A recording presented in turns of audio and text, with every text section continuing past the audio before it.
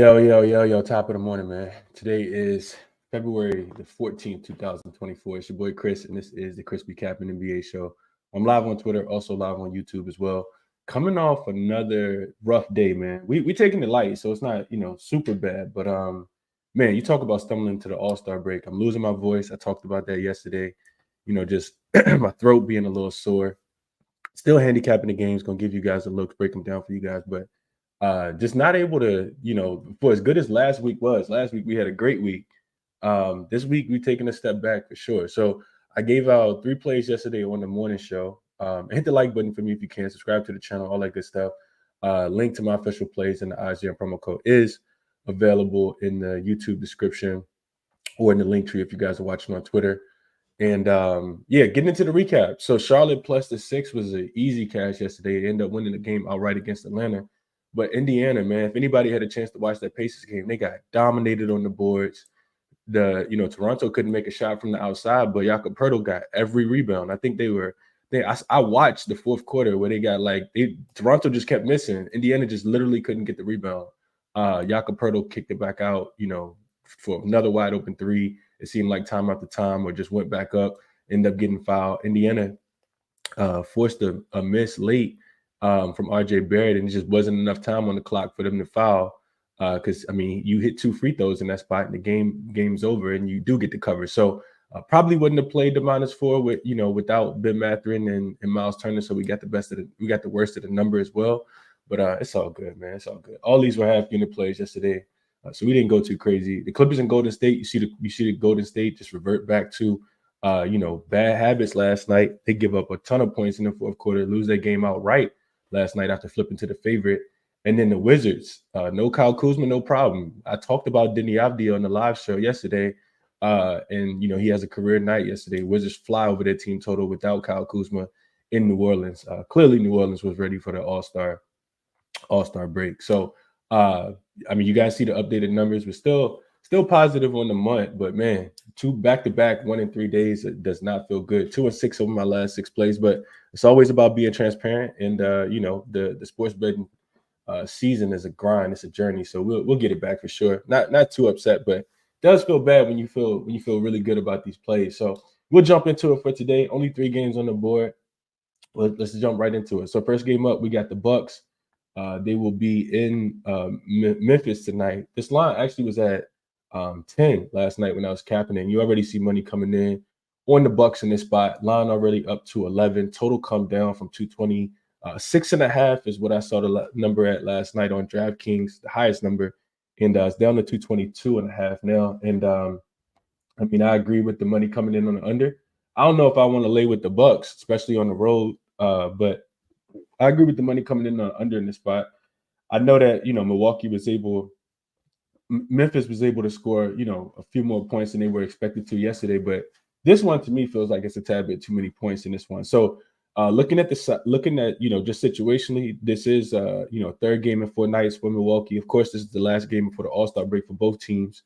But for Memphis, it's also a third game in 4 nights, second leg of a back-to-back as well. So I looked into those numbers. Memphis playing on the second leg of a back-to-back, just 1 and 8 straight up, 4 and 5 against the spread when they're playing unrested. They're 30th in points scored per 100 possessions, 25th in offensive rebound rate.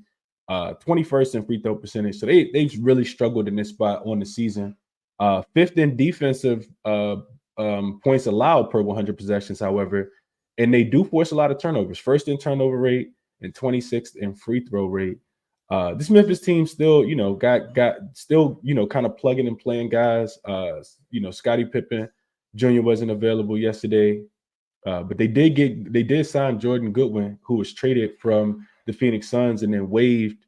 Forgot who he was waived by, but he did play last night. So, Milwaukee has actually done a little bit better, I would say. On the second leg of back-to-back games, they will be without Chris Middleton tonight. He is going to miss this game. I think it's an ankle injury that he's dealing with. Missed the last 3 games, and they're not good as a road favorite. That's why I don't want to lay the points with them here. 8 and 12 against the spread as a road favorite. Just 1 and 5 against the spread as a double-digit road favorite.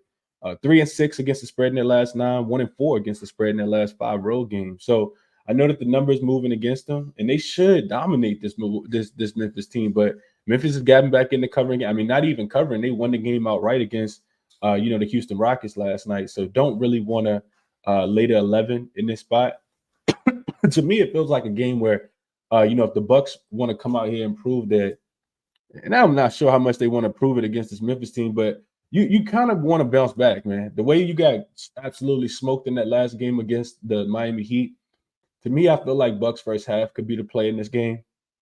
It's not anything that I feel super strong about.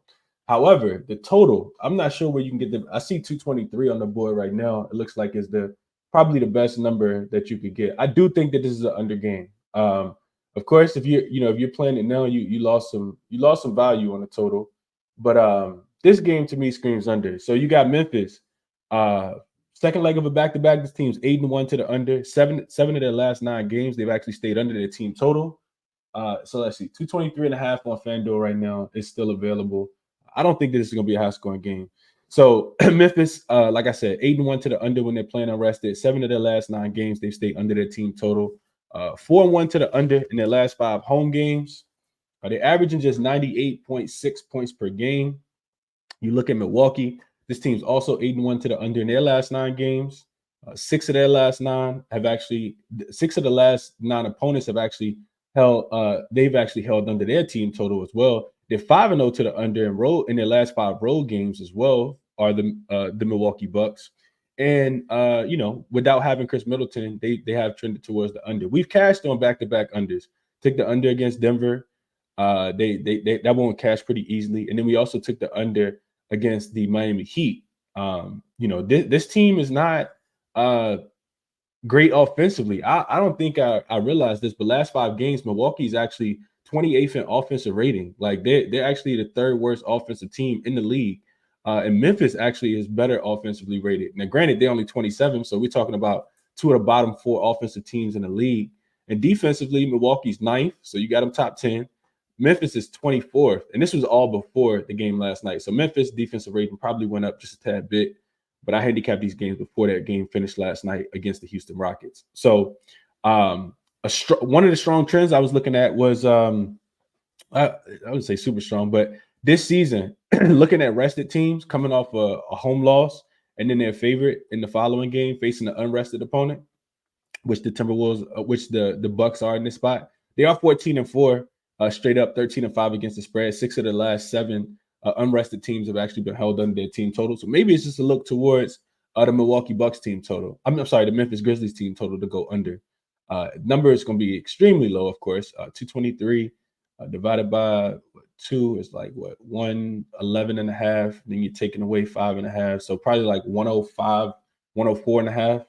I think that I think it's going to be a slow paced game. One of the things that kind of talked me off, and I know that Milwaukee's defense is trended towards towards playing well more recently than they have throughout the season because their defense has been so bad. But if I'm looking at them for the whole season, they are 4-1 to the over in road games with a total of 230 or less. 4 of their 5 opponents have actually gone over their team total in that situation. So their defense for the season has not been great. But I do think that, the Milwaukee Bucks are at least turning the page defensively. You listen to the post-game interview, Doc Rivers says he doesn't want the identity of the team to be their offense. He wants it to be their defense. And you kind of saw it in that last game against the Miami Heat. They really struggled defensively, really struggled offensively in that game. And it did kind of bleed over into their defense. They were giving up a ton of threes. But Memphis doesn't shoot the ball well. Like this is a scrappy team. They can hit some non-corner threes, but outside of that, the Bucks should have matchup advantages all across the board. So I'm definitely not laying the 11 points with the Bucks in this spot, but it wouldn't surprise me if they were able to get it done. I think more a look towards this total. Like I said, 223 is available. 223.5 is available on Unibet, and that 223.5 is actually down to 222.5 that I just spoke about on FanDuel. So if you want to play the total, you definitely want to get in on this one early. Let's keep going. This is the game of the day right here, in my opinion. And I actually didn't think it would be a game of the day. The Golden State Warriors, who will be in Utah tonight. Yet again, these two teams just played. When was that? On like 2 or 3 days ago. Now they're laying 2 points. And in the most recent game, they were laying a point. They had flipped to the favorites after they opened as a dog And you do get them unrested in this spot, but I think that the spot is bigger than them being unrested, in my opinion. So Utah been at the crib for a while. I think this is what, third, fourth straight home game. They're coming off a loss last night. Lakers go in there, absolutely mollywop the Utah Jazz, and we're starting to see this Utah Jazz team crumble, man. At least in my opinion, they've lost 3 straight in a row. Haven't covered any of the spreads. Yeah, lost 3 in a row, haven't covered any of the spreads. And I do think a lot of it is that depth. They've lost that depth. They did score 122 points last night, but with them losing the depth and, not being able to stop a nosebleed, they gave up 138 points to a LeBron James-less LA Laker team last night. Golden State just scored 129 against them. Phoenix scored 129 against them. And I do think I wasn't heavy on this game, but I do think when we talked about this the other day, Golden State, they can't afford to be losing these games. And a bad loss against the Clippers last night. They really needed that game against the Clippers, especially without Kawhi Leonard. And that was a conference game as well. Not just a conference game, a divisional game last night. The reports already came out that, all the veterans plan on playing today. So Steph Curry, Draymond Green will, probably suit up for this one. And Golden State, it's really difficult to play in altitude. Not recently, though. The Lakers go in there last night, second leg of a back-to-back, and get a win.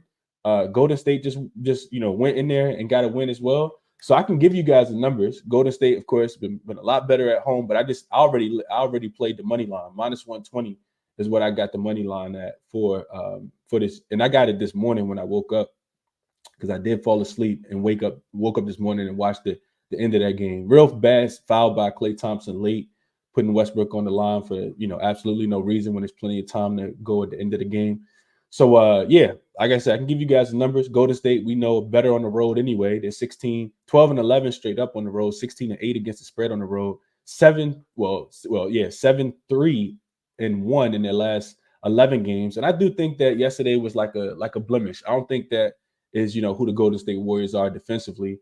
And I do think that they'll be able to lock this Utah Jazz team down. And they're going to be motivated in this spot because you do want to go into the All-Star break with a win. Now, the Utah Jazz, like I said, I'm just not catching the falling knife with this team. They failed to cover 3 in a row.